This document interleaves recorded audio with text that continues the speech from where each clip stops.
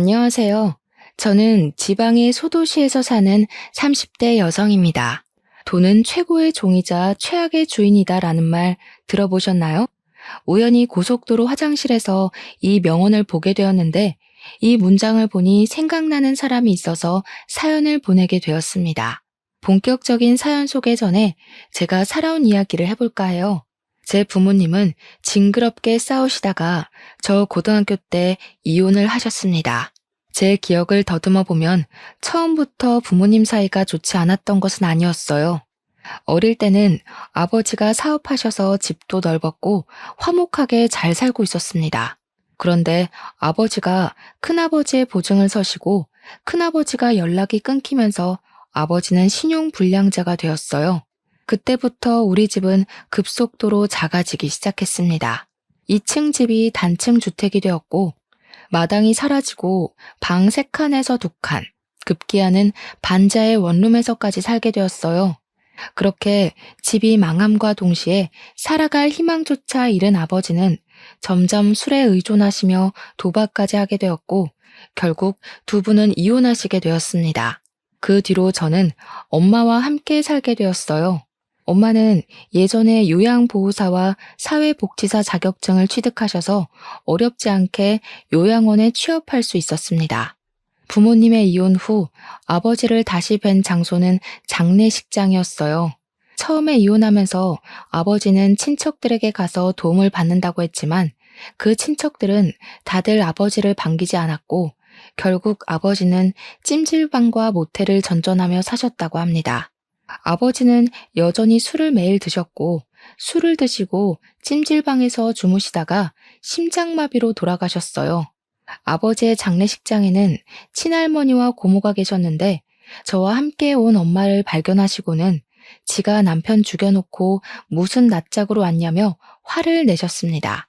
엄마가 그들에게 당하고 있는 모습을 보고 있자니 화가 너무 나서 제가 큰아버지 때문에 이렇게 된 것이지 이게 왜 엄마 때문이냐고 소리를 질렀어요.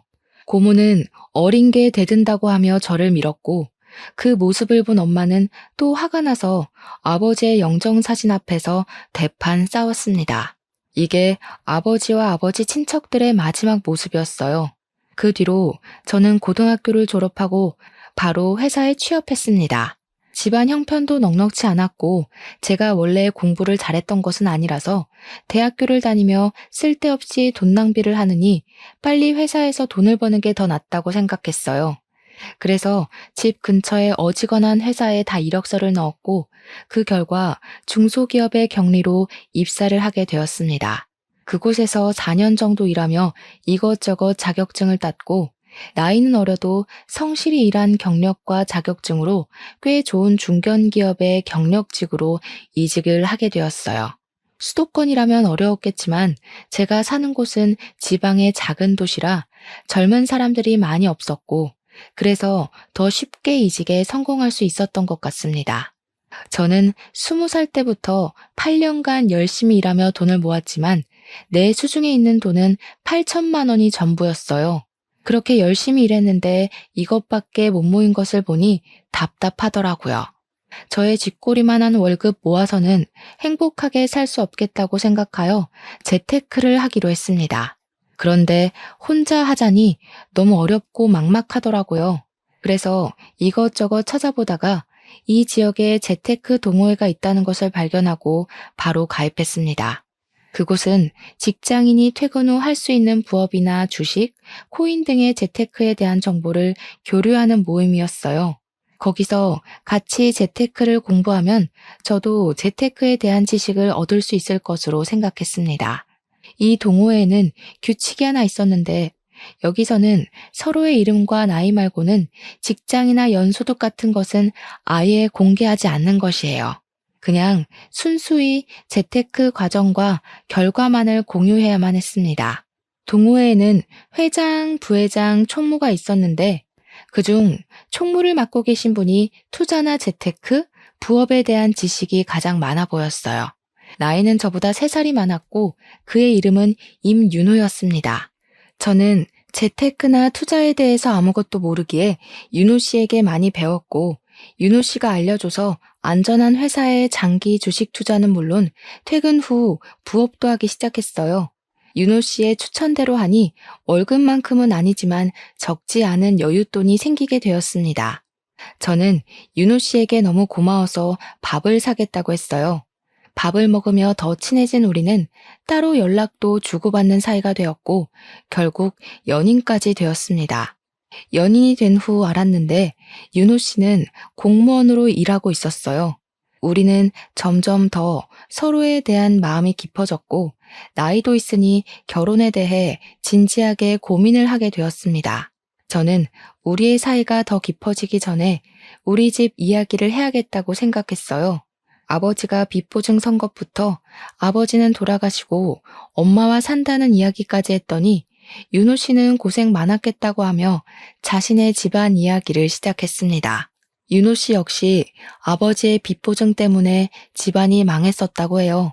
그 뒤로 우리 아버지처럼 윤호 씨 아버지도 술, 담배만 찾으시다가 암에 걸려 돌아가시고 그 후 장남인 자신이 돈을 벌어야겠다는 생각에 미친 듯이 부업하고 투자해서 지금은 2억 가까이 모았다고 합니다.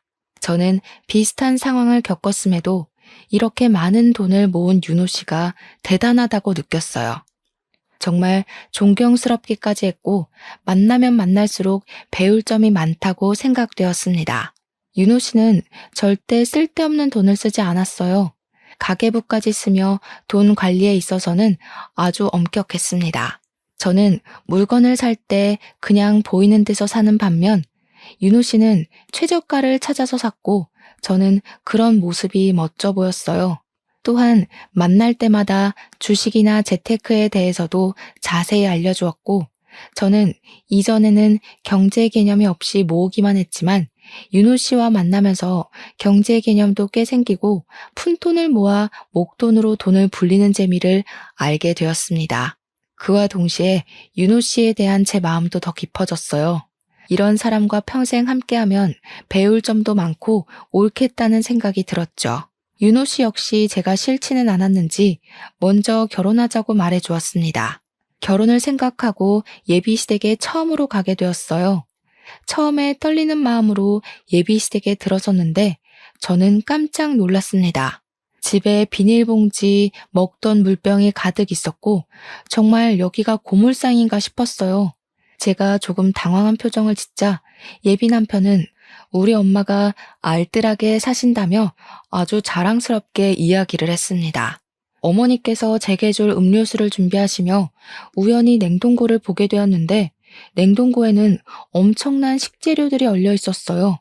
솔직히 우리 엄마 또한 넉넉하지 않은 형편 때문에 쉽게 물건을 버리지 못하시고 다 모아두고 사셔서 예비 시댁의 그런 모습이 이해가 되었습니다.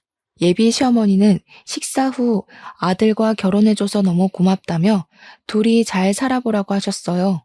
솔직히 제가 가진 돈이 많이 없어서 걱정했는데 다행히 예비 시어머니는 우리도 해줄 수 있는 형편이 되지는 않으니 예물 예단 다 생략하고 그냥 둘이서만 잘 살아달라고 하셨습니다. 이어서 상견례도 잘 진행되었고 어렵지 않게 결혼까지 하게 되었어요. 일단 우리가 가진 돈으로 신혼집을 마련하려다 보니 원룸밖에 살 수 있는 곳이 없었습니다.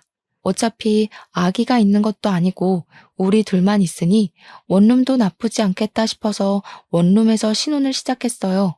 결혼 후에도 저는 여전히 회사에서 근무하고 있었습니다. 어느 정도 집안이 정리되고 결혼 후 둘이서 함께 처음으로 맞는 주말이 되었어요. 남편은 저에게 이제 우리가 부부가 되었으니 경제 지식이 더 많은 자신이 직접 제 월급과 모은 돈 관리를 하겠다고 했습니다.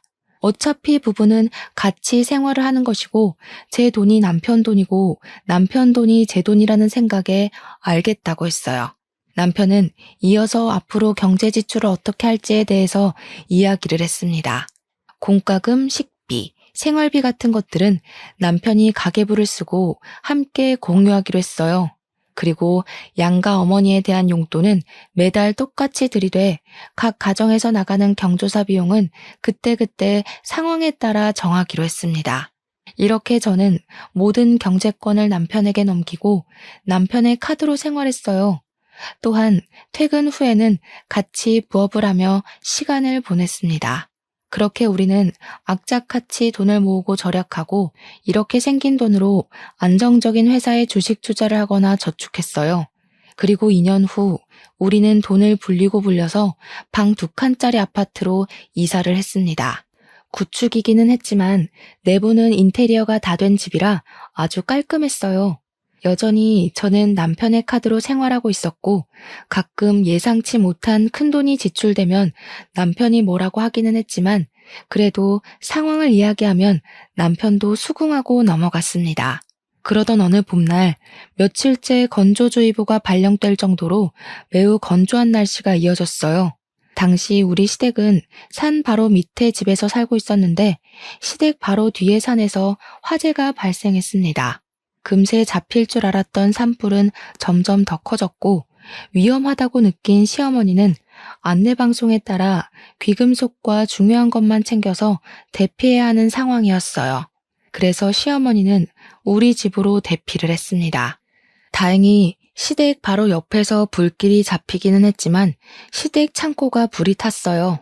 시어머니가 물건을 절대 버리지 못하는 성격이라 집에 물건이 쌓여 있어서 창고를 하나 만들었습니다. 이 창고에는 박물관에서나 볼 법한 아주 많이 오래된 물건부터 흔히 쓰는 플라스틱 물병까지 온갖 잡동사니가 한가득 있었어요. 그런데 이곳이 타버린 것입니다. 시어머니는 너무 속상해했지만 저는 그래도 창고만 타서 다행이라고 생각했어요. 솔직히 창고에 이것저것 물건은 많지만 제가 보기에는 그냥 쓰레기 같아 보였거든요. 어쨌든 완전히 불길이 잡힌 후 시댁에 가보니 불을 잡는다고 시댁을 향해 물을 뿌리는 바람에 집이 엉망이었습니다. 저는 남편에게 집이 정리될 때까지 우리 집에서 함께 있자고 했어요. 그 뒤로 우리가 회사에 출근해 있는 오전 오후에는 시어머니와 동네 사람들이 집을 정리하고 저녁에는 저와 남편이 조금이라도 집 정리를 도와드리기로 했습니다. 이렇게 저는 당분간 시어머니와 함께 살기 시작했어요. 시어머니는 정말 하나부터 열까지 뭐 하나 버리는 것이 없었습니다. 시어머니가 집에 온 뒤로 냉장고에는 음식물 쓰레기인지 뭔지 모를 것들이 한가득 있었어요. 필요 없는 것 같아 제가 버리려고 하면 나중에 다 먹는다며 절대 못 버리게 하셨습니다. 그러나 그 음식은 일주일 후에도 그대로였고 결국 쉰내가 나거나 상해서 음식을 버려야만 했어요. 하루는 시어머니가 밖에서 플라스틱 생수병을 하나 들고 왔고 저는 당연히 쓰레기라고 생각해서 버렸습니다. 그런데 버리고 나서 시어머니가 생수병을 찾으시는 거예요. 저는 당연히 쓰레기인 줄 알고 버렸다고 말씀드렸습니다. 그걸 버리면 어떡하니? 너는 참 애가 아낄 줄도 모르고 내가 지난 한 달간 네가 살림하는 것을 보니까 아주 펑펑 쓰고 살더라. 양치할 때도 왜 쓸데없이 물을 버리니? 그리고 집에서 샤워할 거면 빨리 해야지. 10분씩이나 샤워하는 게 말이 돼? 게다가 뜨거운 물로 말이야. 이제는 봄이니까 찬물로 그냥 샤워해도 되잖아. 내가 가르쳐야 될 것이 너무 많다. 앞으로 내가 너 옆에서 살림을 가르쳐야겠다. 그래, 좀 배워. 나보다 엄마가 더 많이 아끼시고 사시니까 엄마한테 아껴서 살림하는 법 좀 배워. 가만 보면 너는 정말 막 쓰고 살아. 땅을 파서 돈이 나오는 것도 아닌데 말이야. 시어머니와 남편은 같이 저에게 낭비하며 산다고 구박을 해댔습니다. 시어머니는 저의 씀씀이가 해프다고 걱정하며 한 달 만에 시댁이 다 정리되었음에도 우리 집에서 계속 사셨어요. 그러면서 제 생활 하나하나를 지적했습니다. 씻을 때도 정확히 5분이 지나면 빨리 나오라고 불과 보일러를 꺼버렸어요.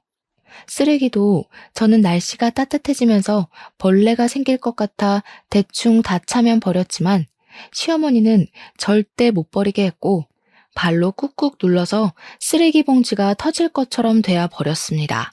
쓰레기 봉지에서 냄새가 나서 대충 채우고 몰래 버리려고 하면 쫓아와서 안 된다고 성화이셨어요. 음식을 할 때도 가스불은 조금만 켜라고 하고 설거지도 항상 찬물로 하라고 했습니다. 남편은 옆에서 말리기는커녕 엄마한테 생활의 지혜를 배우라며 더 난리였어요. 그나마 제가 회사 다니고 있어서 시어머니와 마주치는 시간이 저녁뿐이라 다행이긴 했네요. 그렇게 지옥 같은 한 달 후 시댁이 완전히 정리되어 드디어 집에 가셨습니다. 시어머니가 집에 가자마자 저는 냉장고와 냉동고에 있던 정체 모를 음식들을 다 정리했어요. 남편은 이걸 아깝게 다 왜 버리냐고 했지만 음식들이 다 상하고 냄새 나는 것을 보고 빨리 버리라고 했습니다. 그렇게 시어머니가 가시고 얼마 후 회사에서 일하는데 친정엄마한테서 전화가 왔어요. 지붕에서 물이 조금씩 새서 장마가 오기 전에 지붕 공사를 해야 하는데 공사 기간인 2주일 정도만 우리 집에서 살아도 되냐고 물어보셨어요. 저는 당연히 엄마를 집에 모시고 싶었지만 집에 저만 사는 것이 아니기에 일단 남편에게 물었습니다. 그런데 남편이 생각 좀 해보고 집에 가서 이야기해보자고 했어요. 평생 같이 살자는 것도 아니고 고작 2주일인데 생각까지 하고 이야기할 필요가 있나 싶은 생각에 조금 서운했습니다. 만약 반대의 상황이라면 저는 일말의 고민도 없이 당연히 집에서 머무시라고 할 것이에요.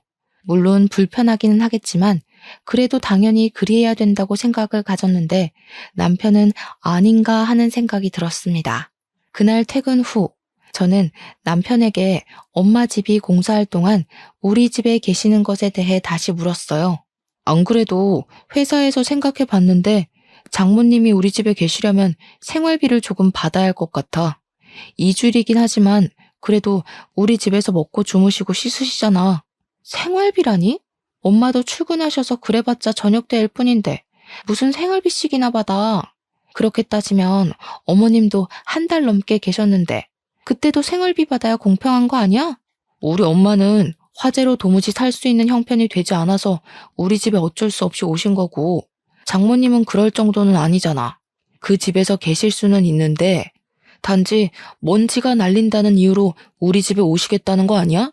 그럼 장모님 때문에 너는 몰라도 나는 불편한 그런 걸 감수해야 하니 당연히 생활비는 받아야지. 그리고 어머니가 물론 저녁 때만 계시기는 하지만 매일 적어도 2번은 씻으실 테고 씻는 동안 사용될 수도세, 가스비도 당연히 받아야 하는 거 아니야? 사실 우리는 그동안 친정과 시댁이 다 집에서 20분 거리라 친정이나 시댁에서 잠을 자본 적도 없었고 우리 집에서 시어머니나 엄마가 주무신 적도 없었습니다.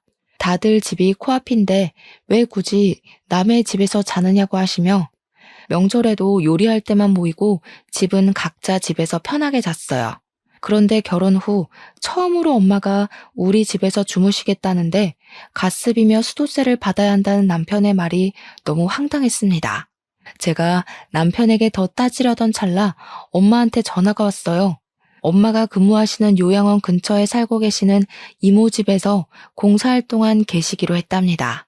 아무래도 거기가 더 가깝기도 하고 마음도 편할 것 같다면서요. 그래서 다행히 이 문제는 일단락 되기는 했지만 남편에게 너무 서운했습니다. 그날 이후로 저와 남편은 왠지 모르게 어색해지고 서먹해졌어요. 그렇게 서먹하게 지내다가 제 생일이 왔습니다. 우리는 아직 마음의 앙금이 풀어진 상태가 아니라 그냥 제 생일도 조용히 지나가려 했어요. 그런데 퇴근하고 오니 남편이 케이크와 제가 평소에 좋아하는 음식을 포장해 왔더라고요. 같이 음식을 먹으며 남편이 하는 말이 저번에 장모님이 우리 집에서 지낸다고 했을 때 그리 말한 거 미안하다고 했습니다. 그날 이후로 제가 계속 하나 보여서 답답한 마음에 친구들에게 말했다가 욕을 엄청 먹었다고 해요. 이혼 안 당한 게 다행이라는 소리까지 들었다고 합니다. 2번 다시는 이런 일 없게 하겠다고 하며 미안하다고 다시 한번 사과했고 저 역시 남편의 진심 어린 사과에 서운했던 마음이 눈 녹듯 사라졌습니다. 그리고 한 달 후 몸이 이상해서 임신 테스트를 해보니 2줄이 떴어요. 제게 아기가 생겼습니다. 사실 우리는 돈을 좀 더 모으고 아기를 가지려고 했는데 생각보다 일찍 생긴 아기에 조금 당황했어요. 그래도 저도 남편도 우리의 이세가 생긴 것이 너무 행복했습니다. 그런데 대부분 아기가 처음 생기면 좋은 옷과 신발을 새 것으로 사주잖아요. 남편은 생각이 달랐습니다.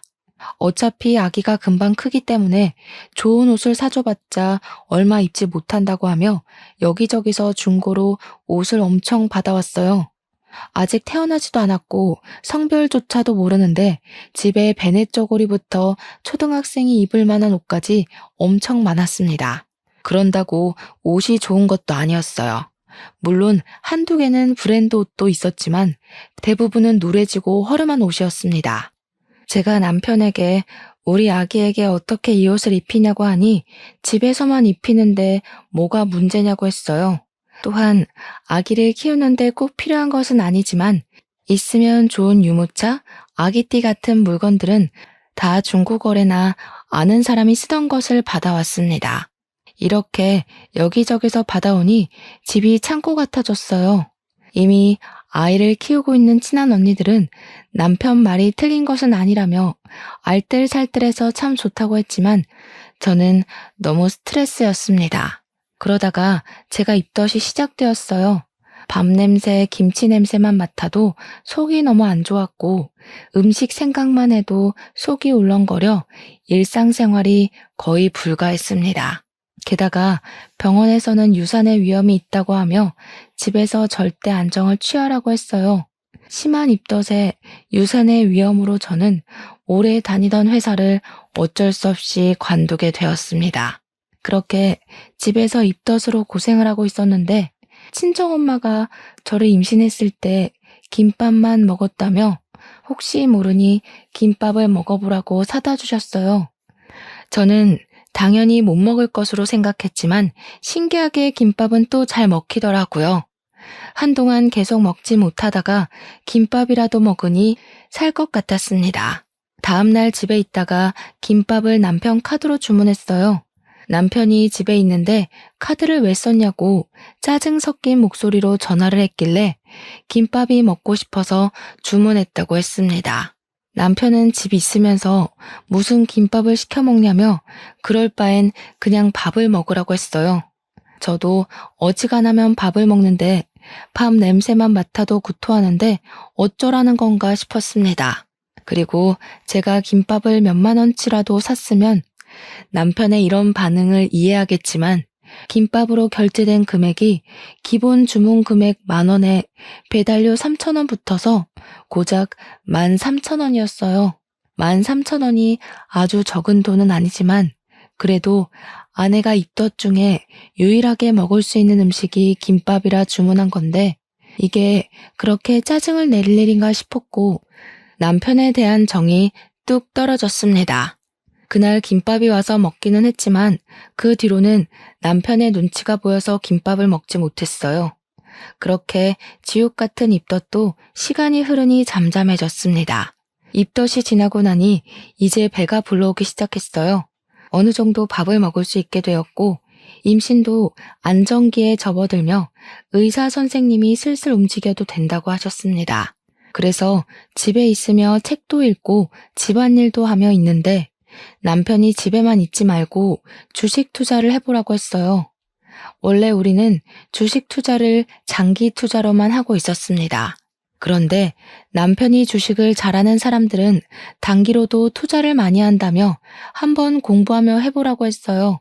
그러면서 되지 않던 컴퓨터도 최신식으로 바꾸고 자신의 주식 계좌를 알려준 후 저에게 500만 원을 건네주었습니다. 저는 남편이 준 500만 원으로 단기 투자를 시작했어요.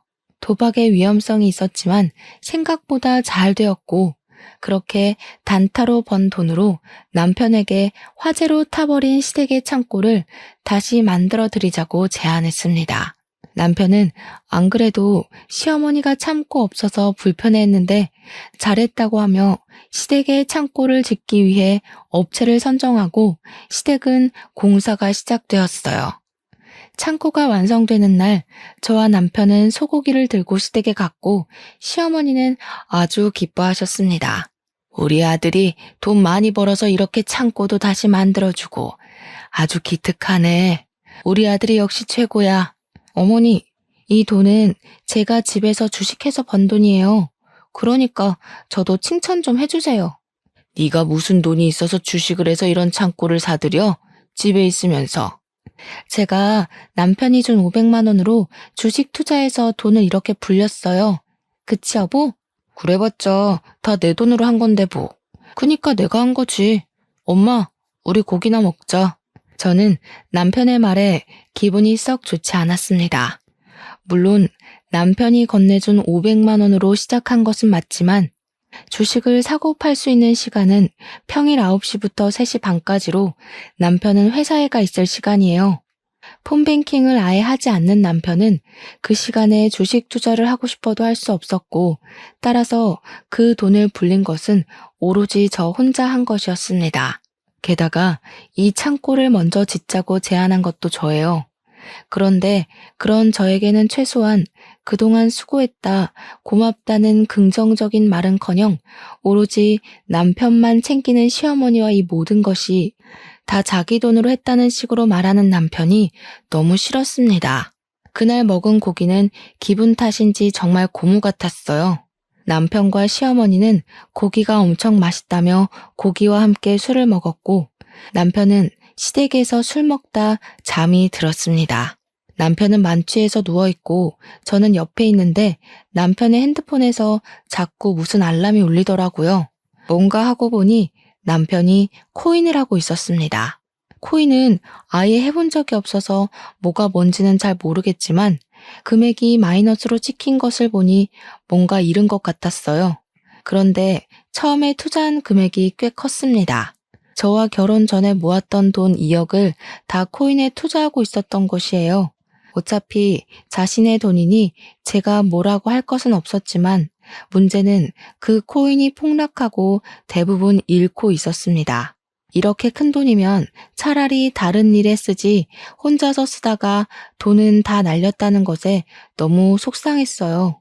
다음날 저는 집에 와서 남편에게 코인하는 것을 봤다고 했습니다.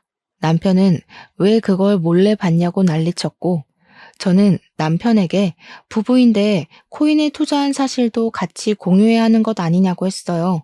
남편은 자기가 결혼 전에 번 돈으로 하겠다는데 왜 그리 난리냐고 오히려 저를 이해하지 못했고, 그날 이후 남편과 저는 완전 냉전 상태였습니다. 그 뒤로 우리는 남남처럼 말도 잘하지 않고 지냈어요. 뉴스에서 코인 이야기가 나오면 남편은 표정이 어두워지고 한숨만 푹푹 내쉬었습니다.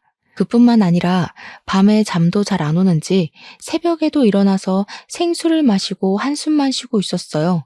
그런 남편을 보니 저도 답답했고 점점 제 표정도 좋지 않아지는 것을 본 친정엄마는 저에게 무슨 일 있냐고 물었습니다. 저는 모든 사실을 말했고 엄마는 저에게 1,000만 원을 건네며 필요할 때 쓰라고 하셨어요. 엄마에게 돈을 받기 너무 죄송해서 거절했지만 여자도 돈이 조금은 있어야 한다며 가지고 있으라고 하셨습니다. 그렇게 답답하게 살던 어느 날 새벽에 잠을 자다가 배가 너무 아파서 깼어요. 뱃속의 아기에게 문제가 생긴 것 같아서 다니던 산부인과에 바로 가려고 했지만 남편이 가지 못하게 했습니다.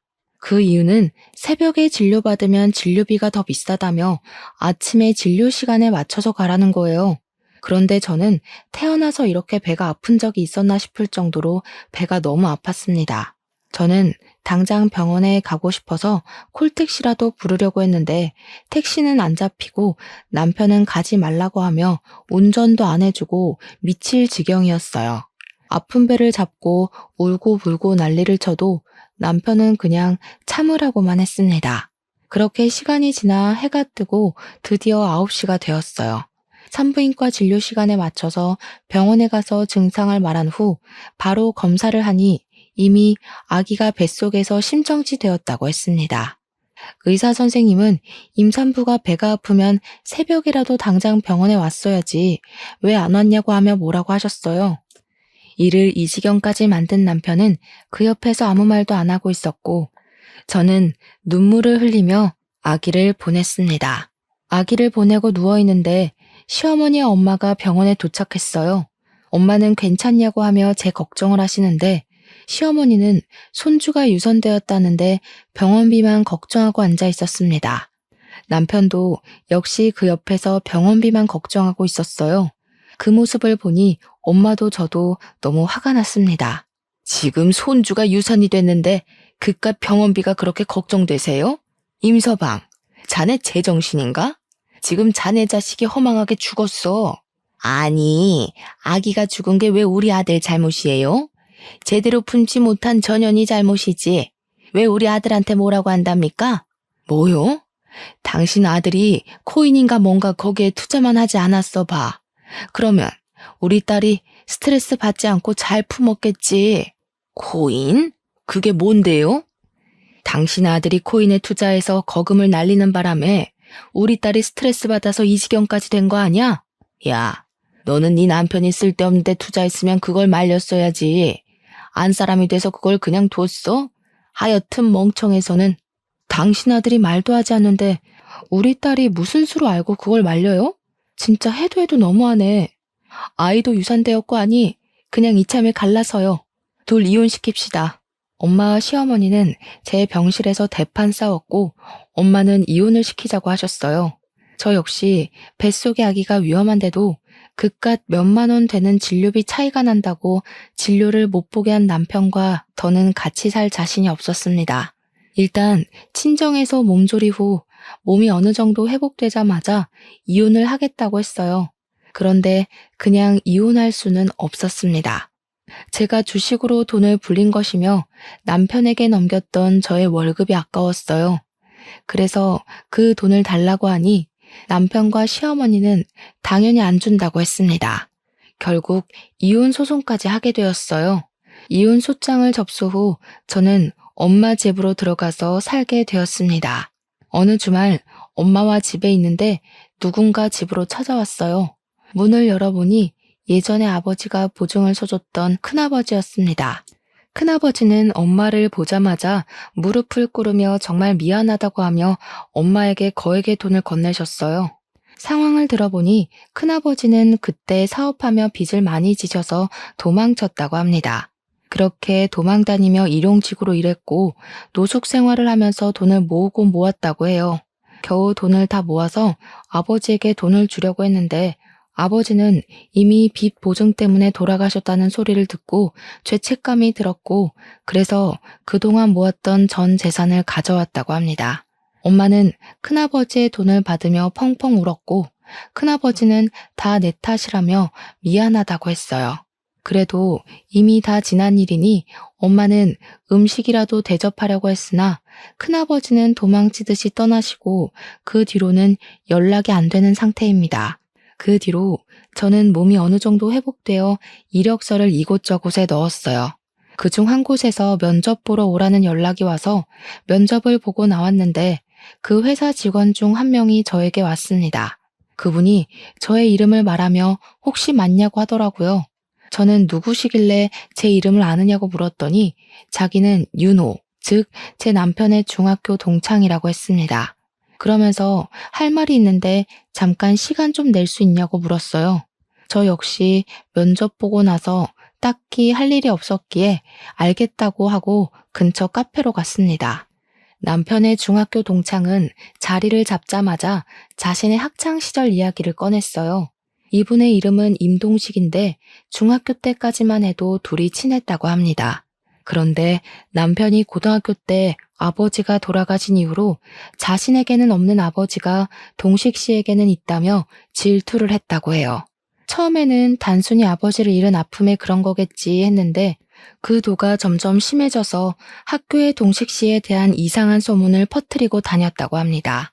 동식 씨는 당연히 친구들이 다들 이 말을 믿지 않겠거니 하며 신경을 쓰지 않았는데 그 당시 공부도 꽤 잘했고 인기도 많았던 남편이 이야기하니 친구들이 다 믿었고 순식간에 동식 씨는 학교에서 왕따가 되었어요.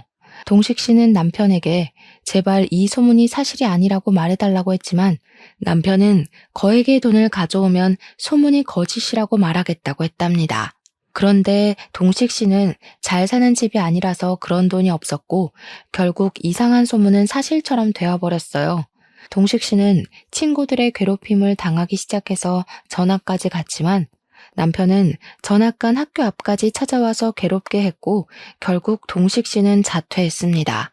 그리고 검정고시를 봐서 고등학교 졸업장을 따고 대학교까지 다녀서 이 회사를 왔다고 해요. 그 뒤로 동식 씨는 임윤호, 그 이름 세 글자만 생각하면 너무 끔찍하고 가만두고 싶지 않아서 매일 SNS로 임윤호는 뭐하고 사는지 확인하고 있었다고 합니다. SNS에서 결혼한다는 소식을 알았고 그러면서 자연히 제 얼굴까지 알게 되어서 연락할 방법을 찾고 있었다고 해요. 그러면서 결혼한 사람에게 이런 이야기를 하는 것이 실례인 것은 알지만 남편의 실체에 대해서 알고 있어야 할 것 같아서 이렇게 말한다고 했습니다. 저는 동식 씨의 이야기를 들으며 사실 결혼을 하기는 했었지만 돈만 밝히는 남편에게 증오심을 느끼고 이혼 소송 중이라고 말했어요. 우린 임윤호에 대한 분노로 똘똘 뭉쳐 강한 동지애를 느꼈고 다시 연락하기로 약속하며 서로 연락처를 주고받았습니다. 그리고 며칠 후 주말에 다시 만나서 남편이 근무하고 있는 곳에 보낼 투서를 작성했어요. 동식 씨는 자신이 괴롭힘을 당했던 증거를 바탕으로 글을 썼고 저는 병원에 가지 못해 유산하고 남편이 돈만 밝히며 임신한 제게 주식 투자로 수익을 낼 것을 강요한 것까지 다 적었습니다. 동식 씨와 제가 그동안 당한 것들을 보기 좋고 깔끔하게 만든 후 남편이 근무하고 있는 곳에 무기명으로 투자를 보냈어요. 또한 이 동네의 맘카페를 포함한 동네 사람들도 운영되고 있는 SNS와 카페 등에 다 가입해서 투서의 내용을 다 올렸습니다.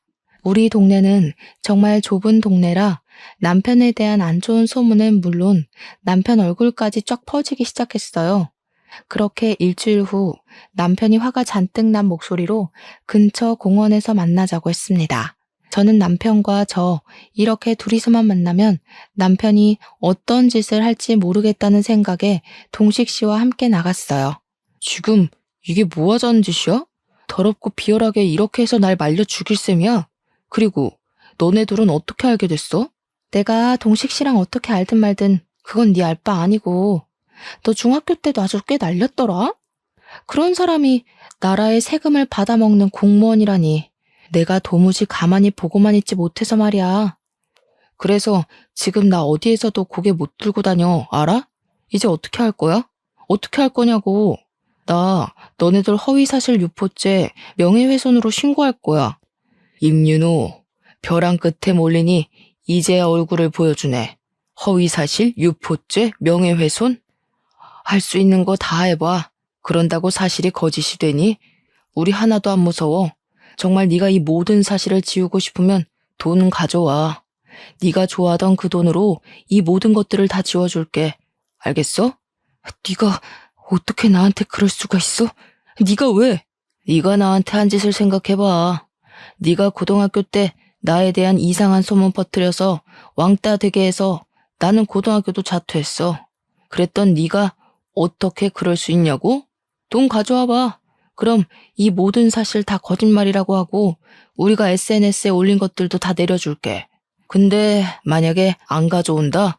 그러면 이 동네뿐 아니라 전국에 퍼질 수 있도록 나는 최선을 다할 거야. 알겠니? 남편은 그 자리에서 정신 나간 사람처럼 울부짖고 저와 동식 씨는 그런 남편을 두고 나왔습니다. 며칠 후 남편이 동식 씨에게 다시 만나자고 연락을 했고 저에게 같이 나가자길래 우리는 함께 약속 장소로 갔어요. 남편은 가방에 자신이 가진 돈 전부라며 돈 가방을 동식 씨에게 건네주었습니다. 돈이 참 무섭네. 그래서 네가 고등학교 때도 뭐만 하면 돈을 가져오라고 했나 보다. 이 돈은 내가 아주 좋은 곳에 잘 쓰도록 할게. 이제 나 정말 거지 됐어. 이 돈이 내 전 재산이야. 그러니까 이동식 너는 이제 이 돈 가지고 꺼지고 아린이 너는 이제 이혼 소송 취하해줘. 그냥 같이 살자. 제정신이니? 내가 왜 너랑 같이 살아? 너의 그 돈 욕심 때문에 우리 아이도 잃어버린 거 생각 안 나? 나 죽어도 너랑 같이 안 살 거야. 이혼 소송은 그대로 진행할 테니까 그런 줄 알아. 남편은 돈에 미쳐서 살았지만 결국 그 돈 때문에 망하게 되었습니다. 우리는 약속대로 SNS와 카페에 올렸던 글을 다 내리기는 했으나 그래도 여전히 남편은 손가락질 받으며 살고 있어요. 또한 저는 이혼 소송으로 위자료도 많이 받게 되었습니다. 그 후 저와 동식 씨는 종종 연락을 주고받았어요. 우리는 서로의 아픔을 위로해주며 마음이 깊어져 연인 사이까지 되고 결혼까지 약속했습니다. 동식 씨의 집으로 처음 인사드리러 간 날, 저는 아무래도 결혼도 했고 유산한 적도 있어서 저를 싫어하실 것으로 생각했지만 다행히 시부모님은 저를 너무나 반기셨어요. 오히려 임윤호 그 싹수 없는 새끼랑 사느라 정말 고생했다고 하시며 저를 위로해 주셨고 신혼집도 그냥 해주신다고 하며 얼른 상견례 날이나 잡으라고 하셨어요. 그리고 상견례 날 친정엄마와 시댁 식구들이 다 모여 있는데 어찌 알았는지 전 시어머니가 그 자리에 오셨더라고요. 이년이 우리 아들은 매장을 시켜놓고 자기는 좋은 남자 만나서 감히 결혼을 하려 그래? 어디 내가 결혼하게 그냥 둘 것 같아? 오늘 너 죽고 나 죽자. 전 시어머니는 저를 보자마자 제 머리를 다 쥐어뜯을 기세로 달려오셨습니다. 그런데 저의 반대편에 앉아 계신 예비 시어머니를 보더니 저승사자라도 본 것처럼 얼굴이 새하얗게 질렸어요. 그리고 예비 시어머니는 전 시어머니를 보자마자 화를 내며 뜨거운 차를 그대로 얼굴에 부어버렸습니다.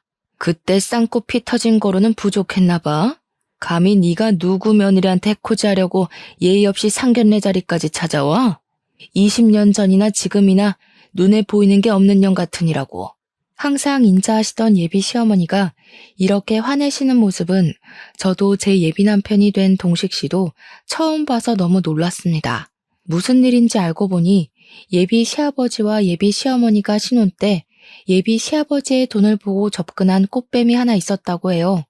하지만 예비 시아버지는 절대 그 여자에게 넘어가지 않았고 예비 시어머니는 그 여자의 존재를 알고 나서 그 여자에게 쫓아가 머리채를 붙잡고 엄청 싸웠다고 합니다. 그런데 이 꽃뱀 여자가 바로 저의 전 시어머니였어요.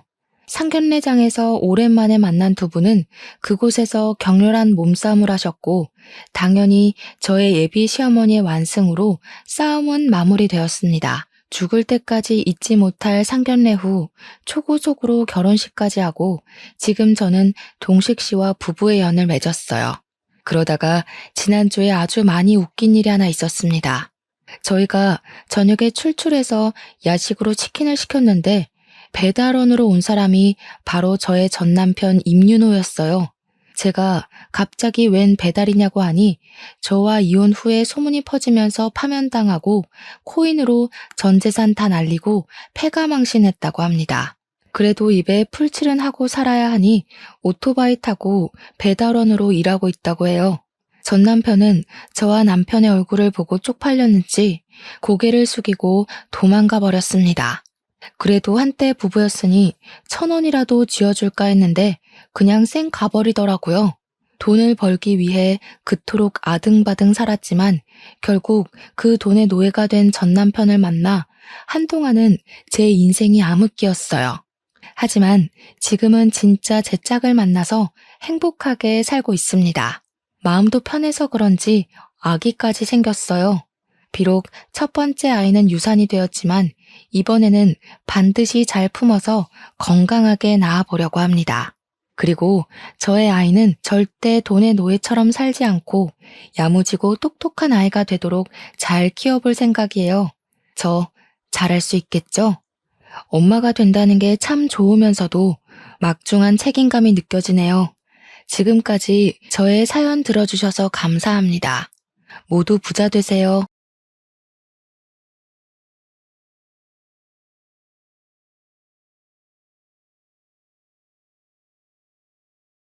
안녕하세요.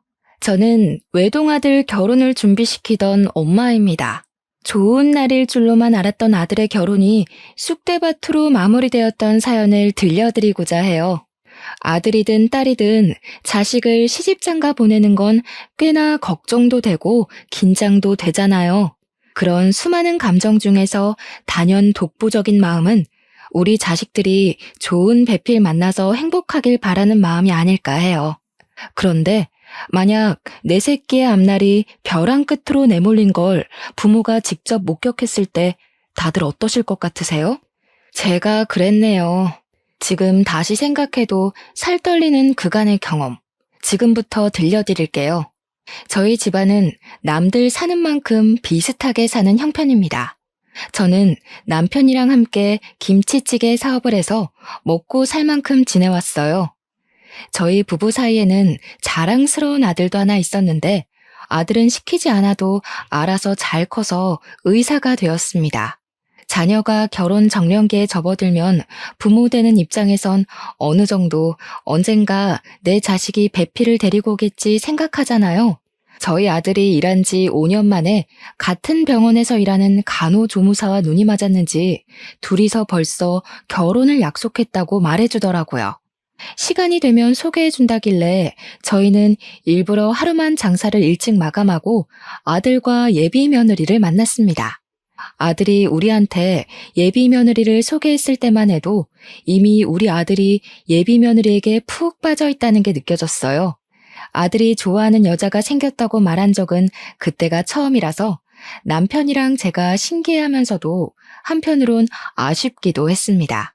그래도 예비 며느리는 아들이 칭찬했던 것처럼 엄청 참하고 똑 부러져 보였어요. 어른들이 좋아할 타입 같았고 일을 잘할 것처럼 보이기도 했죠. 게다가 대화를 하다 보니 집안 형편에 대해 좀 알게 되었는데 저희 집과 다르게 어마어마한 부자더라고요. 일단 예비 사돈네가 당시 30억짜리 아파트에 살고 있다고 했습니다. 그걸 듣자 예비 사돈 쪽에서 과연 우리 형편을 만족하실까 걱정이 되더라고요. 어쩌나. 우리는 아가씨네 집안처럼 그렇게 잘 살진 못하는데 아가씨 말 들어보니까 부모님이 꽤 부자인 것 같네요. 우리가 그쪽 형편에 맞게 혼수를 맞춰줄 수 있을지 모르겠어요. 부담 갖지 마세요, 어머님. 저희 부모님 정말 쿨하신 분이거든요. 그리고 제가 괜찮다고 하면 별도 따다 주실 분들이라 걱정 안 하셔도 돼요. 부담이 안 될 수가 있겠나요? 사랑은 둘이 하는 거라지만 결혼은 결국 집안 문제나 다름없는 거거든요. 집안 형편이 과하게 차이나면 분명 어딘가 문제가 생기기 마련이란 걸 보고 들은 게 많아서 걱정되었어요. 그래도 둘이 너무 좋다니까 저랑 남편이 딱히 거절하진 못했습니다. 아들을 실망시키기 싫었어요. 부모가 되어서 어쩌면 아들에게 해줄 수 있는 마지막 지원일지도 모르는데 마지막까지 아들이 원하는 삶을 선택해서 살 수 있도록 돕고 싶었습니다. 그렇게 아들의 결혼 준비는 쭉쭉 진행이 되었어요. 상견례 날짜는 꽤 빠르게 잡혔습니다. 남편이랑 저는 아들이 해준 옷을 입고 최대한 단정한 차림으로 상견례에 참석을 했어요. 상견례 위치는 예비 사돈네가 먼 길을 못 오는 사정이라고 해서 밑지방에 사는 저희가 윗지방으로 올라가는 걸로 합의봤죠. 그렇게 도착한 상견례장에서 저랑 남편은 경악을 금치 못했어요. 장소는 깔끔한 횟집이었는데 예비 사부인 옷차림은 그에 맞지 않는 화려한 차림이더라고요. 상견례에서 정답인 복장은 없다고 하지만 레깅스에 미니스커트에 뾰족 구두는 좀 아니지 않나요? 아무리 그래도 자기 딸인 예비 신부보다 튀는 옷이 말인가요? 바깥사도는 나름 멀쩡한 차림이었는데 저러고 나온 사부인을 말리지 않은 것 보면 바깥사돈도 생각의 관점이 일반적이진 않은 것 같았습니다. 물론 제가 보수적인 편이라 그렇게 봤을 수도 있겠죠. 남들은 어떻게 생각할지 모르겠지만 일단 제 눈에는 사부인 행색이 너무 이상했어요.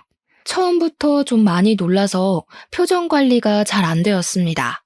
남사스러워서 저희 남편도 사부인을 잘 못 쳐다봤어요. 사돈 쪽에서 먼저 인사를 건네길래 저희도 그제야 웃음을 걸치고 악수를 받아주었네요. 그나마 다행이었던 건 두 분 성격이었습니다. 두 분 다 성격이 그리 모난 것 같지 않더라고요. 특히 사부인은 사근사근 잘도 웃었는데요. 친화력도 장난이 아니라서 삭막한 테이블 분위기를 금세 띄워주더라고요. 우리 사위들 총각이 인물이 참 좋더라고요. 누굴 닮았나 했더니 바깥사돈이랑 정말 판박이네요. 제가 관상을 좀 잘 봐요. 바깥사돈 보니까 젊은 시절에 여자 꽤나 울리셨겠는데요?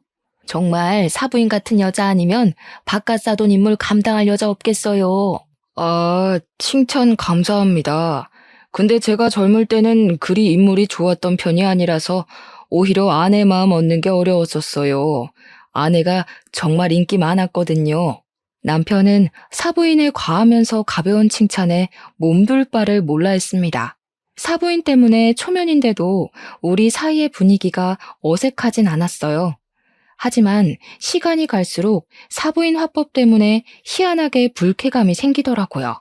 저희가 이렇게 평범한 분들 만나는 건 오랜만이라서 그런지 마음도 굉장히 편하네요. 무슨 모임만 가면 정치인, 변호사, 검사 이런 사람들만 만나니까 늘 어깨가 경직되거든요. 근데 오늘은 완전 휴가 받은 기분이에요. 사부인은 대화 내내 약간 이런 식으로 얘기를 했습니다. 뭔가 우리 집안의 형편을 빙빙 둘러서 까는 느낌이라고 할까요?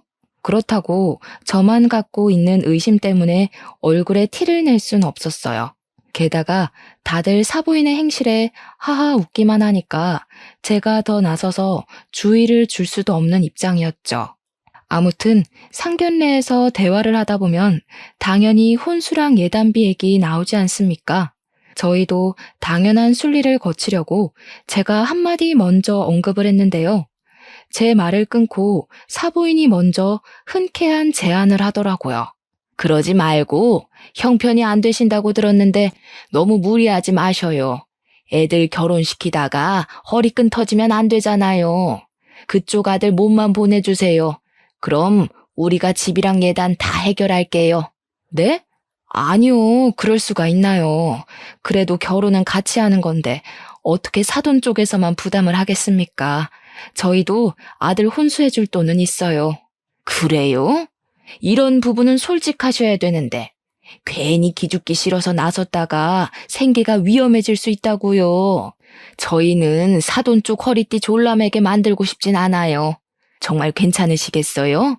솔직히 예의를 갖춰도 어쩔 수 없이 기싸움을 하는 자리가 상견례 자리 아닙니까? 그런데 사부인은 기싸움은커녕 대놓고 저희 형편을 무시하는 것 같았어요. 사부인이 저렇게까지 거침없이 발언하는데 감정이 안 상할 리가 없지 않겠어요? 여태까지는 아들 입장 생각해서 최대한 이해하고 넘겼는데 여기서 더 가만히 있으면 만만하게 보일 것 같더라고요. 그래서 제가 한마디 하려고 했더니 남편이 나서서 먼저 입을 열었습니다. 바깥사돈이야말로 일 은퇴하셔서 쉬고 있다고 들었는데요. 저희는 허리 꼬부라질 때까지 돈 벌 수 있는데 사돈들은 지금부터라도 아끼셔야 하는 거 아닙니까? 돈 있다고 해서 그거 믿고 아낄 생각 못 하다간 가랑이 찢어질 수도 있을 텐데요. 이때 저 살짝 놀랐습니다. 남편이 누굴 조롱하는 것도 처음 들어봤지만 아무리 우리가 아둥바둥 돈 벌고 산다고 하더라도 부잣집 사돈에게 못 비빌 형편인데 남편이 당당하게 그런 소리를 해서 당황했어요. 저희 남편이 사태분간 못하고 말을 막 하는 사람은 아니거든요. 아니나 다를까 제 남편 도발에 사부인이 먼저 빵 터지고 바깥 사돈도 웃음을 풋 흘리더라고요. 아, 예. 제가 은퇴하기는 했죠. 걱정해 주셔서 감사하지만 사돈께서 걱정해 주실 정도는 아니네요. 이미 노후가 보장되어 있는지라. 사돈들 재밌으시다. 저희들 꽤나 쿵짝이 잘 맞을 것 같은데. 안 그래요? 저는 사위도 마음에 들고 사돈들도 너무 마음에 들어요. 사돈들께서도 저희 딸이랑 저희 좋아해 주셨으면 좋겠네요. 제 개인적인 생각이지만 상견례 내내 저희는 사돈네 즐거우라고 초청된 광대가 된 기분이었어요. 그렇게 이상한 기싸움만 주고받다가 얼렁뚱땅 상견례가 마무리되어 버렸습니다. 다시 지방으로 돌아가는 길이었는데 너무 기가 빨려서 잠만 잤네요. 나중에 예비 며느리한테 따로 전화가 왔는데 자기 부모님이 거침없이 말한 걸 대신 사과하더라고요. 죄송해요, 어머님. 아버님도 기분 많이 상하셨죠? 저희 부모님이 원래 필터링 없이 말씀하셔서 오해들 많이 하세요. 근데 진짜 절대 나쁜 뜻은 없었어요.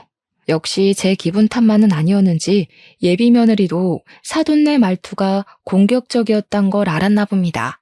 그래도 예비 며느리가 알고 사과하는 게 어딥니까? 또 사돈네가 직접적으로 싸움을 걸어온 건 아니라서 저는 예비 며느리 마음을 생각해 괜찮다고 하고 넘겼어요. 그런데 상견례가 끝나고 며칠 뒤 예상치 못한 문제가 발생해 버렸어요. 사부인이 갑자기 우리 식당 찾아와 웬 봉투 건네더라고요. 연락 없이 먼 길을 찾아온 것도 당황스러운데 인사 한마디 덜렁하고는 설명도 없이 봉투를 주길래 얼떨떨했어요. 이게 뭐냐고 물으면서 봉투를 열어봤더니 혼수 목록, 혼수 받을 사람 목록, 혼수 예산 구입비 등이 정리된 편지더라고요. 아들 몸만 보내는 거 싫다면서요. 저희가 집값으로 5억 할 테니 그쪽에서 2억 혼수해 주세요. 얼굴 보고 말하는 게 예일 것 같아서 장장 5시간을 달려왔네요. 이 동네 무슨 차가 이렇게 막히는지 차 더 막히기 전에 다시 올라가야 되거든요. 어떻게 2억 괜찮겠어요? 2억 소리를 듣고 순간 머리를 한 대 맞은 것 마냥 얼떨떨했어요. 우리 집 형편에 2억은 아주 빠듯한 돈이었습니다. 당연히 혼수를 준비할 생각이었지만 많아봤자 1억 선을 염두하고 있었어요. 사돈 쪽에서 5억을 낸다는 것도 몰랐는데 사부인이 저한테 제시한 2억은 이미 사돈네가 배려해서 적게 깎아준 액수나 다름없었어요. 그래서 더 깎을 엄두를 못 냈습니다. 대답을 재촉하는 사부인에게 아무런 답변을 못 주고 있었어요. 왜요? 2억은 어려우세요? 그래도 애들이 5억 정도 되는 신혼집을 구해야지. 저는 제 딸이 어렵게 사는 거 원치 않아요. 2억 안 되실 것 같으면 저희가 알아서 다 하고요. 2억은 힘들었지만 그렇다고 우리 아들을 사돈네 집에 팔아넘기듯 몸만 보내고 싶지 않았습니다. 누가 그러더라고요.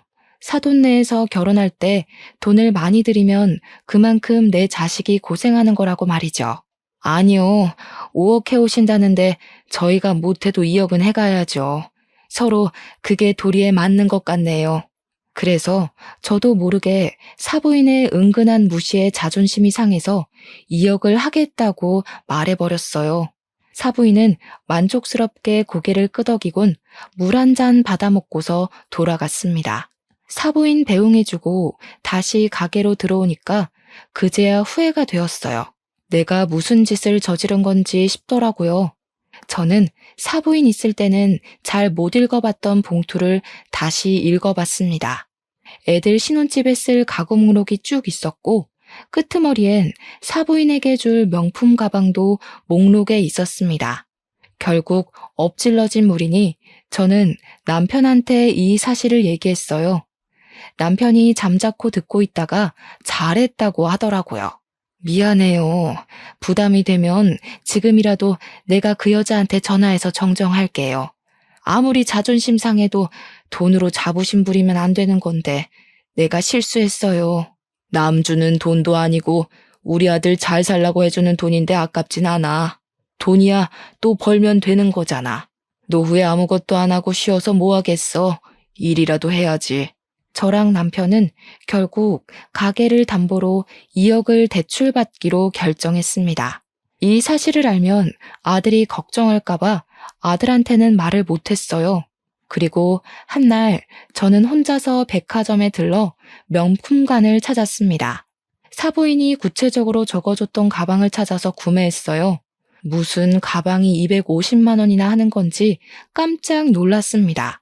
역시 돈 많은 집은 가방조차도 함부로 들지 않는구나 싶으면서도 같은 여자인데 너무 다른 삶을 살고 있는 것 같아 한편으론 부럽기도 했어요.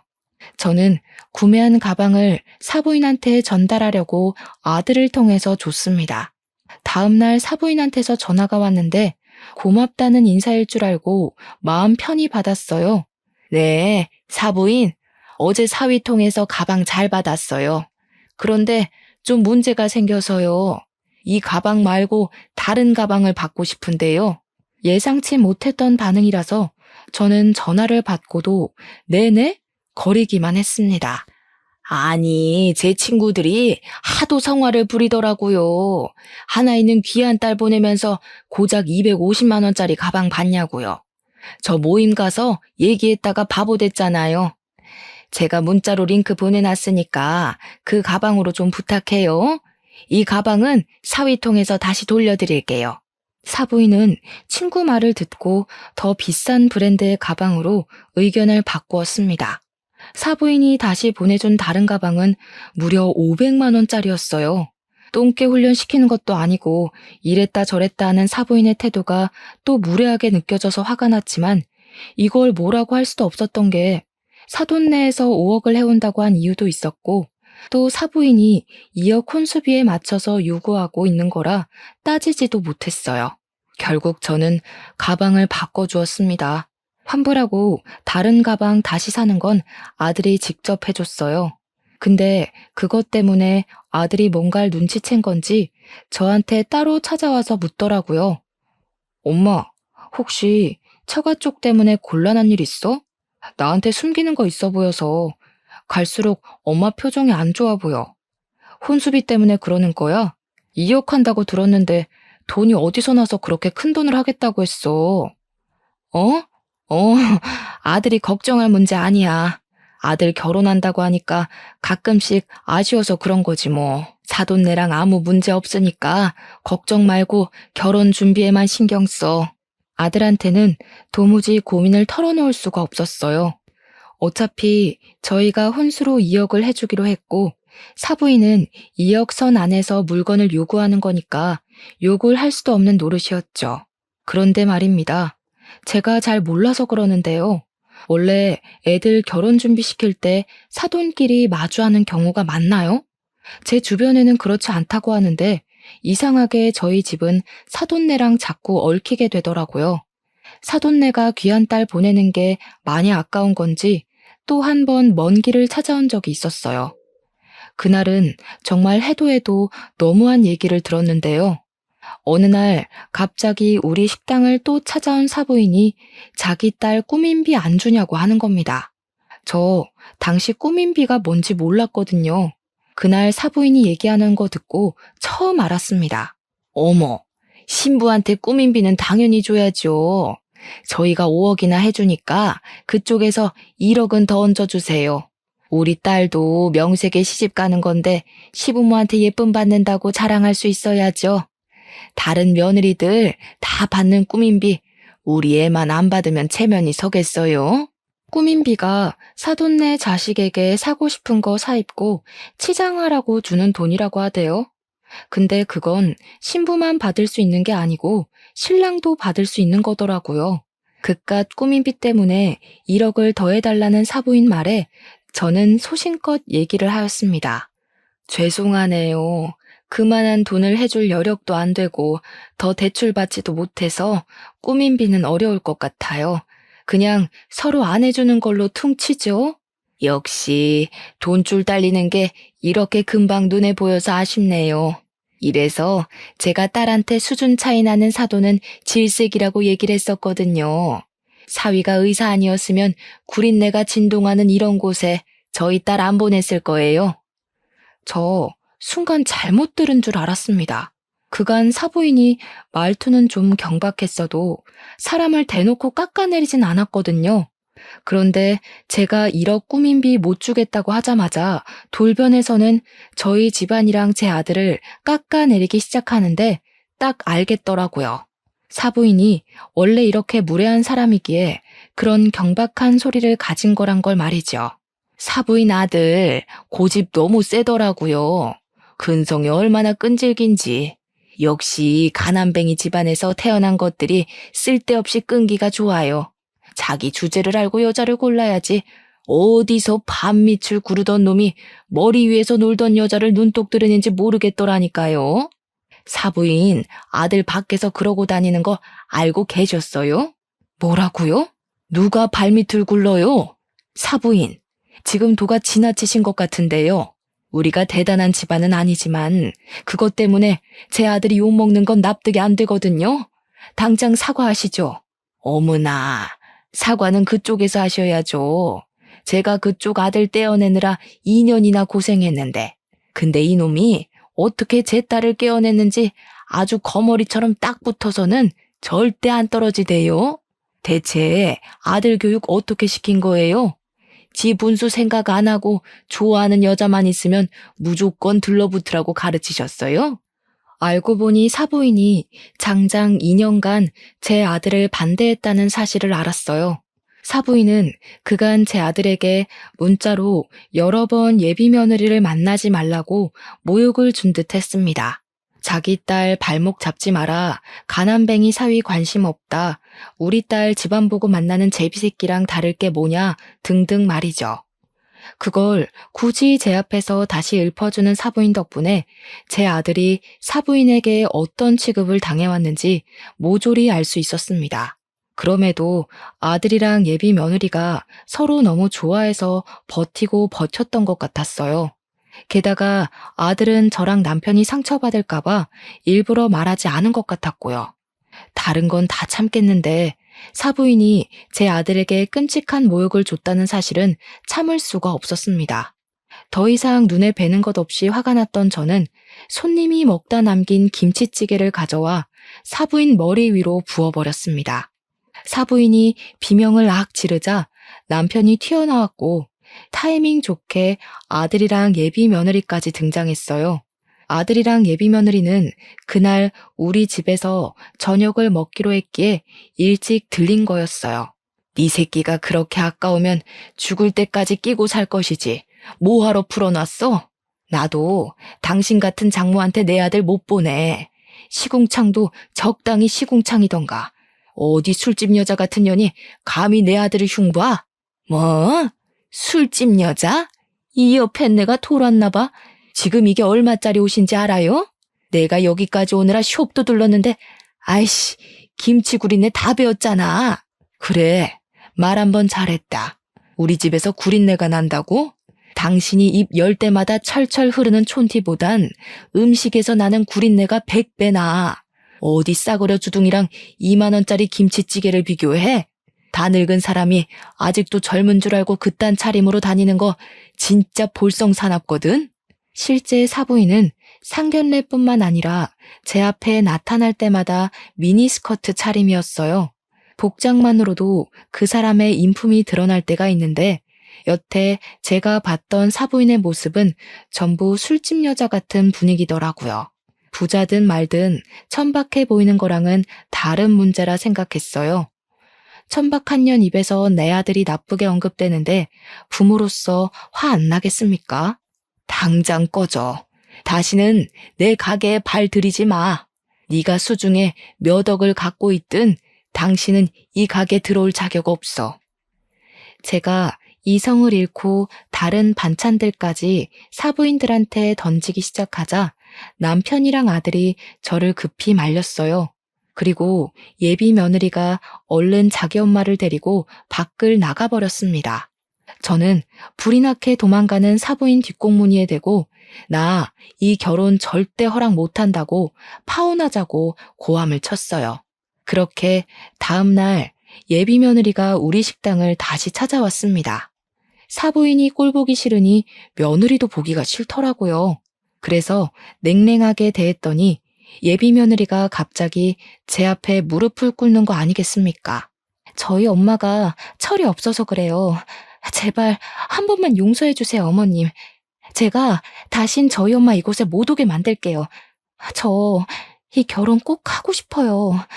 너네 엄마가 장장 2년 동안 내 아들을 사람 취급도 안 했다면서 내가 정신 나갔다고 그런 집에 내 아들을 사위로 보내겠니?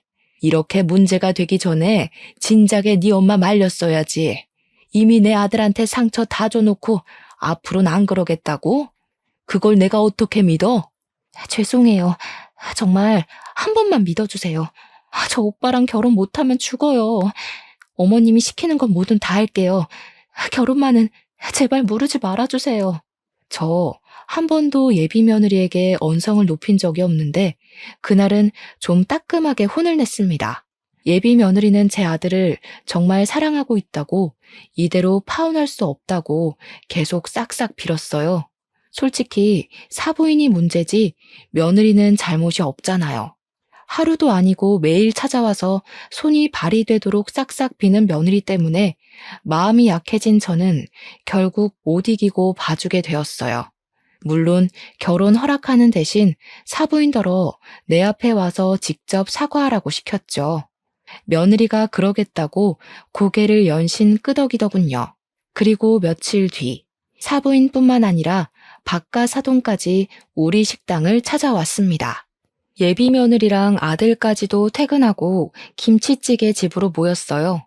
저랑 남편은 식당을 일찍 마감하고 다 같이 식사하는 시간을 가졌죠. 가벼운 안부 인사를 나누는데 어째 상견례 때보다 더 어색했습니다. 가족들이 저랑 사부인의 눈치를 많이 봤어요. 그리고 사부인은 우리 가게 들어와서 한 번도 저를 제대로 쳐다본 적이 없죠. 식구들한테 한 소리 듣기라도 했는지 늘 기세등등한 모습도 없었고 복장도 꼴불견 같던 미니스커트가 아닌 얌전한 롱스커트였어요. 이렇게 대면대면 하려고 마련한 자리 아닌 줄 아니까 제가 먼저 사돈네 오는 길 피곤하지 않았냐고 물었습니다.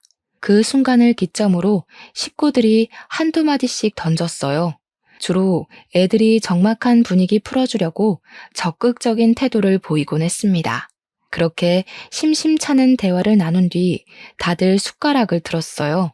그런데 식사를 하는 동안 예비 며느리가 사부인에게 사과하라며 손가락으로 은근히 재촉을 하더라고요. 사부인은 꼼짝도 안 하고 있다가 결국 바깥 사돈의 눈초리까지 한번 받고서 사과했습니다. 미안합니다, 사부인.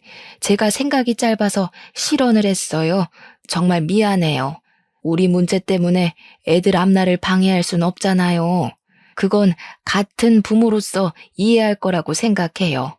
다신 제가 실언하는 일 없을 거예요. 한 번만 너그럽게 봐주세요. 사부인은 식사 자리에서 진심으로 고개를 숙였습니다. 남편은 제가 원하는 대로 하길 바랬고 저는 사부인의 표정까지 꼼꼼히 살핀 후에 그 용서를 받아줬어요. 저도 감정에 앞서서 몹쓸 짓을 해버렸네요.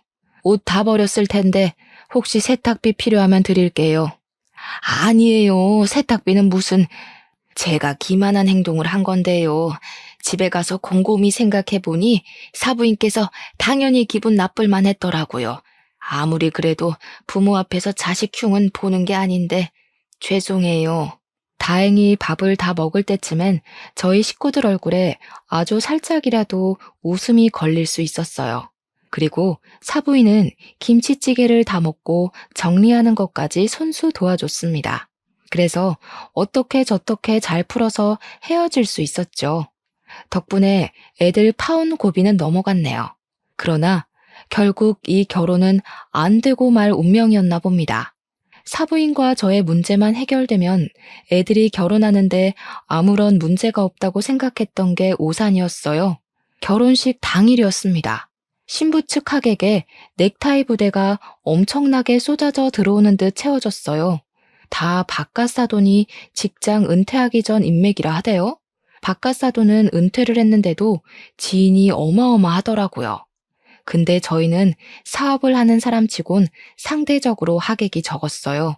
그 모습 때문에 오히려 일을 하고 있는 남편이 바깥 사돈한테 살짝 기가 죽은 듯 했습니다.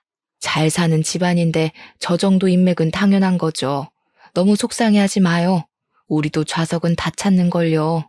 괜히 아들한테 미안해서 그러지. 나도 직장을 다닐 걸 그랬나 봐. 끝까지 아들한테 든든한 아빠가 돼주고 싶었는데 좀 아쉽네.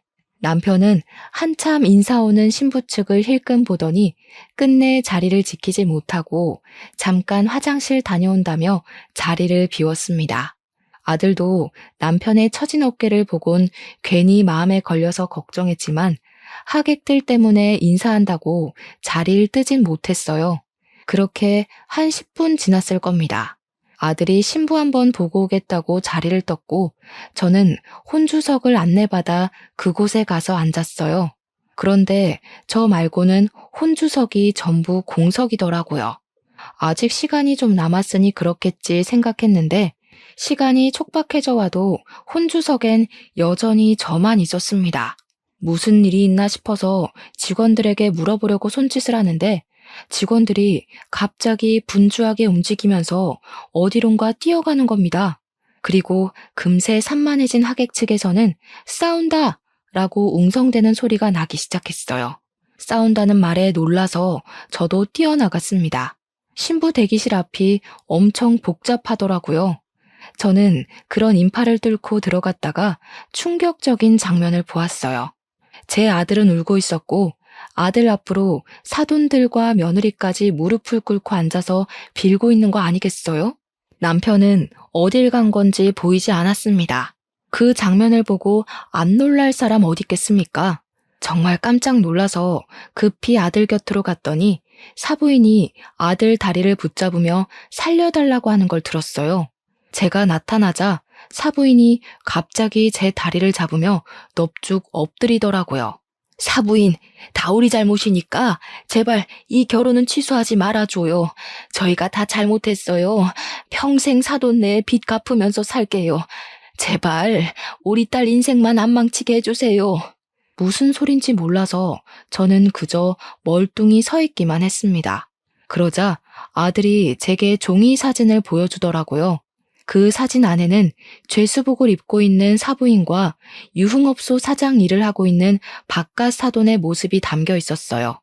말도 안 되는 사진을 보면서 이게 어떻게 된 거냐고 아들한테 물었더니 사부인이 원래 업소녀인데 손님에게 사기쳐서 돈 타먹는 걸로 모자라 같은 업소녀들에게도 사기를 쳐서 깜빵을 다녀온 전적이 있다대요.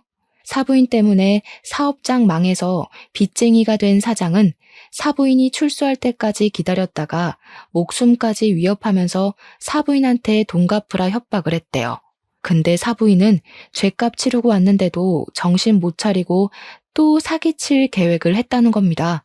사부인이 사장에게 돈 왕창 벌게 해주겠다고 꼬시고 그 이후론 바깥 사돈이랑 같이 협력해서 쌍으로 사기를 쳤다더라고요. 그렇게 세트로 살아오는 동안에 생긴 아이가 바로 예비 며느리라고 하더군요. 당시 생각지도 못한 아이가 생기자 사돈들은 아이를 버릴까 하다가 아이까지 사기에 이용하기로 했고 며느리는 자라면서 다양한 용도로 부부 사기단의 도구로 사용되었다는 겁니다. 며느리가 성인이 되고 나서는 사위될 사람을 건져서 돈을 빼먹으려고 했다네요.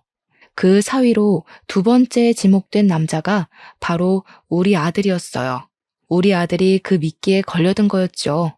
이 사실은 지난 과거, 사부인 때문에 사기당했던 같은 업소녀들이 사부인 잘 먹고 잘 사는 꼴 방해하려고 나타나서 다 밝혔던 거랍니다. 그러니까 여태 사돈네가 저희 앞에서 떵떵거리고 비웃었던 모든 모습들이 거짓이라는 거예요. 기가 막혔던 저는 제 다리를 붙잡고 있는 사부인을 냅다 차버렸어요. 그럼 그지 새끼들이란 거잖아. 술집년같이 생겼다 했더니 진짜 술집년이었어요? 가진 것도 없으면서 어떻게 그런 배짱을 가질 수가 있어요? 우리 집 돈 훔쳐간 걸로 모자라 우리 시간도 진심도 다 기만하신 거네요. 잘 됐네. 이번엔 초범이 아니라서 깜빵밥 길게 먹을 수 있겠어요. 아니에요, 사부인. 저희 이번 결혼하면 나쁜 짓 다 청산하기로 했다고요. 모르는 사람들 말 믿지 말고 저희 말을 믿어주셔야죠. 그쪽들 과거 잘못 청산하라고 내 아들 결혼시키는 거 아니거든요. 그러고 보니 당신네 딸도 참 웃기네요. 다 알면서 어쩜 그렇게 내 아들 사랑한다고 잘도 질질 짰을까. 부모한테 배운 게 사기치는 것밖에 없어서 몸에 배웠나 보죠? 새파랗게 어린 년이 벌써부터 지 무덤 팔짓이나 하고 말이야. 나 원참 어이가 없어서. 어머님, 저는 모르는 일이에요. 저는 정말 오빠 사랑했어요. 엄마 아빠가 사기친 거지 저랑은 관련 없는 일이라고요. 끝까지 자기 잘못을 부정하는 예비 며느리의 태도가 저를 더 화나게 했습니다. 예비 며느리가 어머님 하면서 또 질질 짜길래 저는 사부인 목에 걸려있는 스카프 잡아 빼서 며느리 얼굴에 던져주었어요. 딸 인생 망치지 말라고요? 지금 딸 인생을 누구한테 맡기는 거예요? 딸 인생 살리고 싶으면 자식을 낳는 순간 정신 차리고 똑바로 살았어야지. 앞으로 그쪽 내 딸이 불행한 건 전부 당신들 탓인 거야. 나도 내 아들 인생 살리려고 쓰레기 거르는 거니까 당장 꺼져. 사돈들은 이 상황을 돌이킬 수 있을 거라 생각을 하는 건지 계속해서 사과만 했습니다. 이렇게 소란스러운 와중에도 남편은 어디 간 건지 도통 모습을 안 드러냈어요. 저라도 아들을 지키고자 아들을 데리고 신부 대기실을 나왔습니다. 그러자 남편이 경찰과 함께 엘리베이터에서 내리더라고요. 저희 뒤따라 나온 사돈들에게 삿대질을 하면서 경찰더러 저 사기꾼들 잡아달라고 부탁하고 있었어요. 내가 진짜 설마 했다. 그런데 하객 고용으로 인맥 속인 걸로 모자라 집까지 사기를 쳤어? 경찰 선생님, 저놈들 저거 한두 번 해본 솜씨 아닐 거예요. 당장 저 사기꾼들 잡아가 주세요. 경찰들은 막 도망치려는 사돈들과 며느리를 붙잡았어요. 저랑 아들은 남편에게 상황을 물었습니다. 그랬더니 남편이 하객 받다 말고 화장실을 갔을 때 무슨 얘기를 들었다고 하더라고요. 신부 측에서 넥타이 부대 전체를 하객 아르바이트로 고용했는데 고용하게 된 이유가 바깥 사돈이 우리 남편 번듯한 사업하고 있는 거에 기죽지 않으려고 되레 우리 남편 길을 꺾어주고 싶어서 그랬다네요. 그 사담을 듣고 바깥 사돈의 신원이 의심스러웠던 남편은 아는 지인 부동산에 개인적으로 전화해서 사돈이 산다는 아파트 주인이 누군지 알려달라고 부탁했다 했습니다. 아파트를 바로 알아본 것은 사돈들이 뭐만 하면 아파트 자랑을 그렇게 했었거든요. 그 아파트가 워낙 유명해서 사돈네 동네에선 그 아파트 이름 대면 부자라는 게 증명이 되는 셈이라더라고요. 그래서 남편이 가장 먼저 부동산을 알아봤던 겁니다. 남편 지인은 아는 사람 부동산을 건너 2달이 넘긴 부동산을 연결하여 집주인을 알아봐줬어요. 황당하게도 사돈네가 산다는 아파트엔 집주인이 따로 있었습니다. 그리고 거기 새들어 살고 있는 사람들이 사돈네였어요. 그러니까 이런 거죠. 사돈네는 우리한테 집안 재력을 속이기 위해 단기로 이사를 했던 겁니다. 아들이 자기 처가에 인사 간다고 한번 들어가 봤다던 그 30억짜리 아파트는 그들이 빚을 내서 보증금 3억에 월세 400만 원으로 들어가 있던 거였어요. 심지어 빚을 낸 것도 다 사채라네요. 일부는 우리한테 돈을 빼내서 갚았다더군요. 그리고 나머지 빚은 애들 결혼시킨 뒤에 저랑 남편의 자존심을 좀 더 긁어서 계속 돈을 빼낼 작정을 했던 겁니다. 너무 기가 막혀서 저는 경찰들이 연행해 가는 그들 앞길을 막았어요. 그리곤 불쌍한 척하는 사부인의 얼굴을 한 대 때려줬습니다. 하고 사는 꼴이 정말 치가 떨리게 한심하네요. 깜빵 가서 되도록 오랫동안 안 나왔으면 좋겠어요. 딸 생각 조금이라도 한다면 제발 싸구려 짓 좀 그만하고 정신 차리세요. 사부인은 이미 경찰이 등장한 이상 저에게 사과할 필요를 못 느낀 건지 제게 덤비려고 몸부림을 쳐댔어요.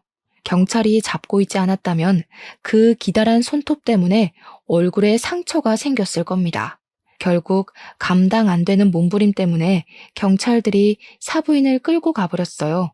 바깥 사돈은 쪽팔린 줄 아는 건지 아무 말도 못하고 묵묵히 끌려갔습니다. 그런데 예비 며느리가 또 끈질기더라고요.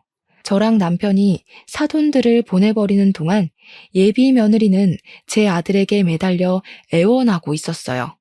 오빠, 내 진심 오빠가 제일 가까이서 봤잖아. 내가 정말 연기하는 것 같았어? 오빠한테 보여준 내 마음 다 진심이야. 엄마 아빠는 진짜 나랑 상관없다니까. 그러니까 무섭다는 거야. 내 눈엔 네가 의심할 곳 없는 좋은 여자로 보였는데 나 만나기 전에 다른 남자 꼬드겨서 돈 빼먹었다면서 나한테 똑같은 수법으로 접근한 거 아니야? 그런데 나한텐 진심이라고? 네 낯짝을 다 알아버렸는데 내가 널 어떻게 데리고 사냐? 그러지 마. 도대체 어떻게 하면 믿어줄 건데? 전에 실수한 건 철이 없어서 그랬던 거야. 그때랑 지금은 내 마음이 완전히 다르다고. 예비 며느리가 처절하게 아들을 붙잡고 우는데도 그런 며느리를 보는 아들의 시선은 이미 싸늘했습니다. 아들은 곧 며느리 목에 걸린 목걸이를 사정없이 잡아 뺐어요. 그 목걸이도 분명 우리 집에서 해준 혼수비에서 해먹었을 거거든요. 너 같은 싸구려한텐 명품 목걸이가 안 어울린다. 너한테 놀 하나 줄 생각 없으니까 징역 살고 나오면 다른 놈 노려. 네 부모나 너나 다시 한 번 더 우리 가족 눈에 띄면 2배, 3배로 갚아줄 테니까 각오하고. 아들이 그대로 돌아서자 경찰이 알아서 예비 며느리를 잡아갔어요. 실내에서 쩌렁쩌렁 울리는 예비 며느리 목소리 때문에 다른 하객들까지 인상을 찌푸렸습니다. 그렇게 잡혀간 그 사람들은 전적까지 곱빼기로 쳐서 사귀제 형벌을 받게 되었어요. 부디 그 안에서 오래오래 살길 바랄 뿐입니다. 저희는 일상을 회복했어요. 물론 겉으로는 그렇죠. 이미 상처받은 마음을 완전히 회복하는 것이 참 어렵더라고요. 특히 우리 아들 속이 말이 아닌 것 같았어요.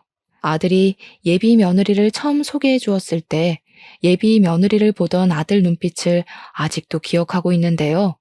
그렇게 많이 좋아했던 사람에게 당하는 배신은 잘 잊히지도 않잖아요. 하필 결혼할 만큼 사랑한 사람이 엉망진창이었다는 게 아들에겐 꽤 큰 상처로 남을 것 같습니다. 세상에 좋은 여자도 많은데 왜 하필 그런 여자가 우리 아들 인생에 들어섰는지 모르겠네요. 아들이 부디 그날의 상처를 잘 극복해서 그저 지나가는 일일 뿐이라는 걸 알았으면 좋겠습니다. 여기까진 안 좋은 현실을 말씀드렸지만 저희 집안에 우환만 있었던 건 또 아니에요.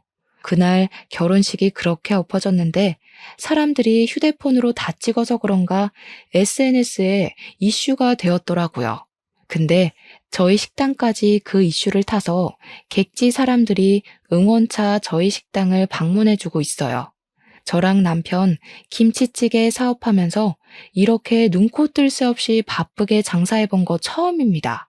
이미 사기당한 돈은 운 좋게 배상받았는데 이대로만 장사 잘 된다면 사기당했던 돈만큼 한 해 매출을 뽑을 수 있을 것 같기도 해요. 손님들이 왔다 가면 블로그 후기도 올려주시더라고요. 사진 엄청나게 찍어가고요.